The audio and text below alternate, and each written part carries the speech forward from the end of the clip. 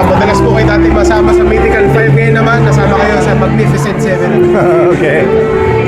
Yeah, as I said, this recognition is basically the summit, the pinnacle of my sporting career, sporting journey. No? And I'm very thankful that maski pa paano na-recognize yung hard labor natin, sacrifices natin through maybe 25 years, no? The discipline, the perseverance, and all the sacrifices.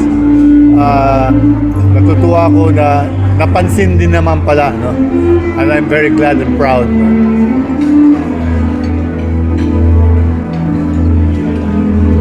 Kung tingin mo ba, long time coming kasi nagkaroon din ng mga kasi dati na Hall of Fame, but you were part of the PSC. Well, I understand that, no? Supposed to be nga, a lot of people were saying na dapat nakasama na ako the previous enshrinement, but kasama pa ako sa one of the commissioners at the time. Hindi naman siguro maganda din tingnan, no, kung isama ako. So, okay lang. I never really dreamed, I never even prayed that I will get this accolade, this recognition. But it's just really a matter of time na dadating din naman yun. No? Meron ka ba bang nakikita na possible na achievements mo pa na makukuha in the coming years?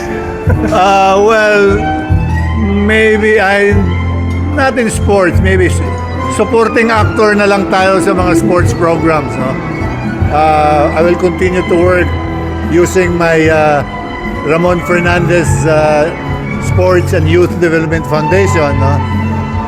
We're supporting athletes, deserving athletes who cannot support themselves, no? So we're trying to do that, no? Slowly but surely. How about being part of a class that includes Nonyo, silver medalist in the Olympics, and yun nga, si Bea Lucero, how honor na yun nakasama mo sila? Of course, no? Being lumped together with the greatest in the respective sports, it's definitely a big honor, a huge honor. As I said, it's a pinnacle of what I did, no? Of my career. Sir Ramon, sinabi nga po na marami po kayo nakasama mga Olympians, and you were one of the you were part of the last Philippine basketball team to be part of the Olympics. So, what does it take further to? Well, no, I missed the Olympics, no.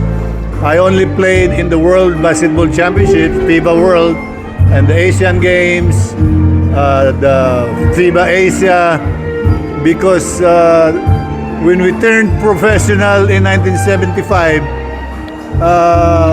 hindi na kami nakasama sa 1976 Olympics, because in 1972 Olympics, I mean, in 1972, I was still with the youth team. So, that was an Olympic year in Munich. In 76, pro na tayo eh. So, hindi na kami qualified noon. But again, that was my goal really. That was my ambition growing up in Southern Leyte, to be able to play for the national team. Yun lang naman ang habol namin at the time. No? Wala pa naman PBA at the time. No? So I'm glad that at 18 years old and 19 years old, napasama na ako sa men's team, sa national team. Sir, how does this Hall of Fame enshrinement differ from all your other awards?